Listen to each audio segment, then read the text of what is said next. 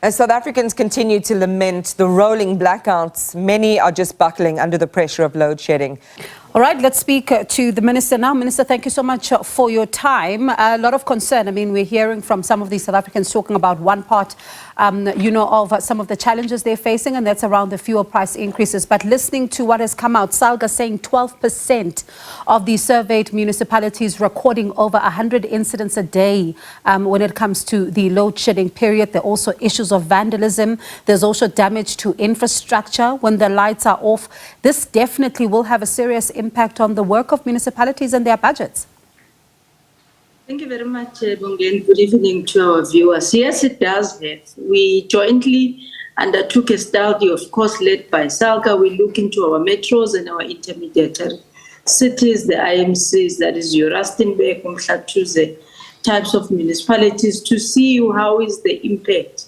We do these studies periodically, informed by the economic conditions in the country. We have done such under COVID to see our municipalities stretched and are they coping. And yes, we did find that there's a major input with regard to, major losses that municipalities are experiencing. One with regard to the bad economic conditions, which means high levels of unemployment and municipalities being unable to collect the rates and taxes that they should from the household, business and government. Collectively that should need to pay, but then directly as an impact of load shedding.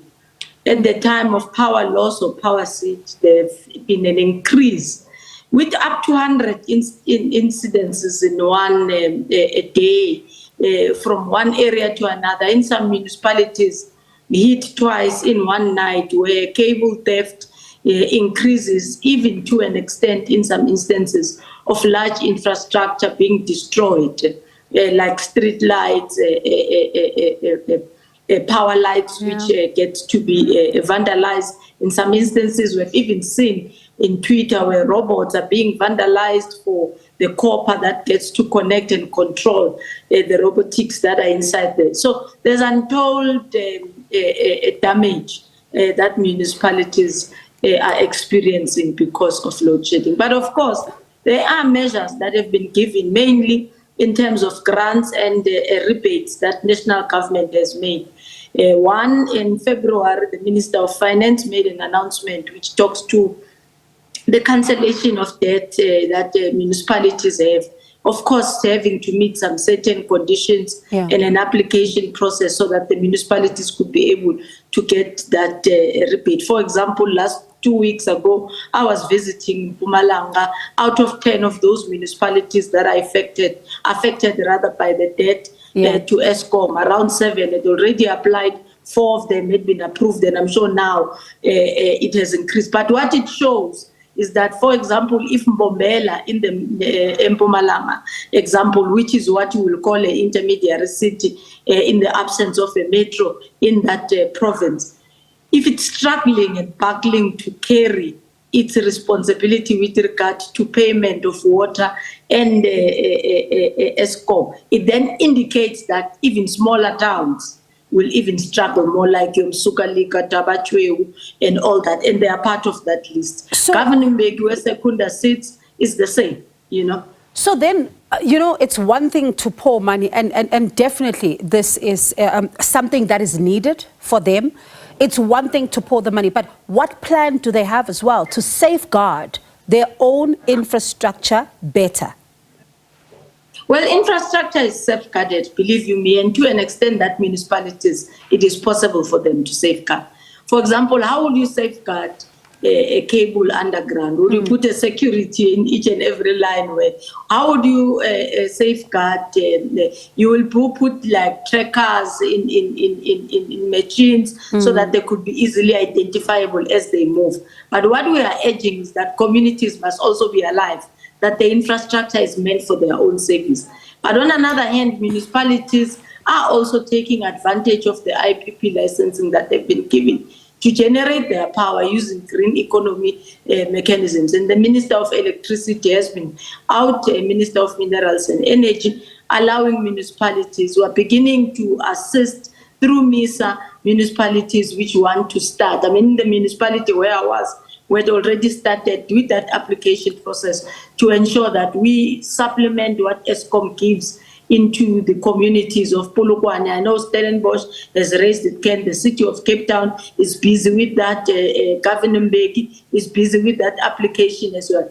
Look, today's weather, it's over 30%, at least in Gauteng, where me and you are today. So we have missed an opportunity, being Tshwane municipality, being the city of Johannesburg, of what did we do with the sun for our own benefit. And that is what the IPPs and the opportunities which are allowed, and municipalities are at liberty now to roll out their own power generating, relieve me and you from the charges of Eskom, which are also at the cost of peak and off-peak level. In this moment, you are paying more than you were paying during the day as a household, because you are returning back, you are cooking and all that. So there are mechanisms to minimize the debt.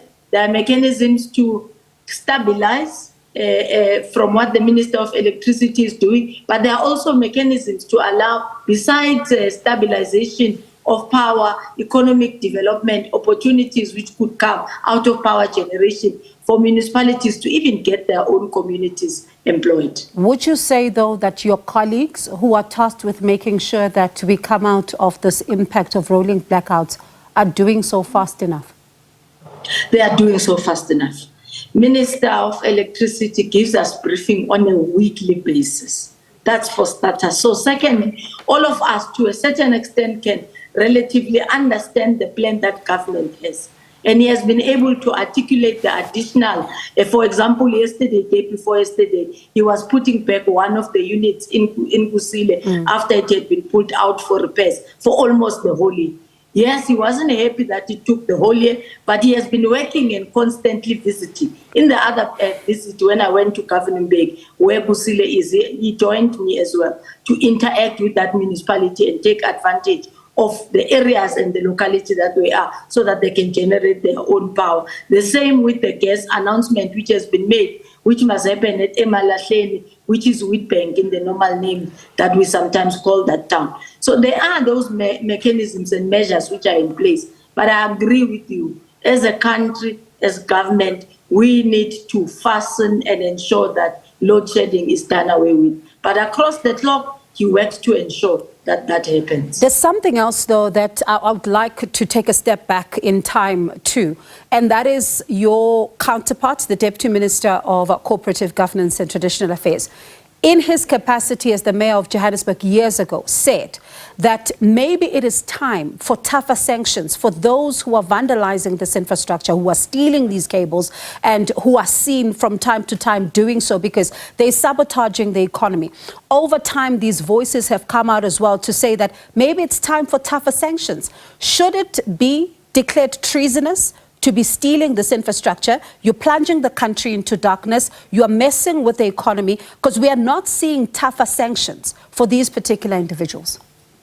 Well, true and fair enough. And I think we've joined in also in this instance in our responsibility as Cooperative Governance and Traditional Affairs, both as Minister and Deputy Ministers, and those who came before us, to say that it is unacceptable for people to not have services because there's deliberate disruptions due to vandalism. You even come across communities who are denied water because people literally go and even take themselves on camera that we're switching off this community of water because we want to derive 1, 2, 3. And that shouldn't be acceptable. We have met and we've established a law enforcement partnership together ourselves with Cooperative and law enforcement agencies. One, not only to deal with that, but to also deal with the own problems which we are having of maladministration, fraud and corruption in the local government sector. And we've been able to consolidate. We're sitting at around almost 849 cases that we want law enforcement agencies to follow through and ensure that the people are held accountable. But secondly, with regard to destruction, we also have a team that is led by Minister Lamola, which is looking into the review and also some of the challenges which we have, which is what Deputy Minister Tau spoke about. It falls within what we could be able to review the law and actually say what are these activities that happens in our communities that we do believe are unacceptable, and should actually we step up to ensure that we give the power into a judiciary to be able to come up with appropriate sanctions. So it talks about the scheduling of the crime, at what level it is. And I do agree with those inputs that it is treasonous. All right, Minister. For such actions to happen. Okay, Minister, thank you so much for that. And I'm very interested one day that we talk about these 849 cases that you talk about, because a lot of concern around, every time we see these audit outcomes, we talk about, we don't see action in that particular regard. So I hope next time we speak, we talk about these cases and where they are and how the progress is in that regard. Let me thank you for your time. That is Cooperative Governance and Traditional Affairs Minister Thembi Nkadimeng.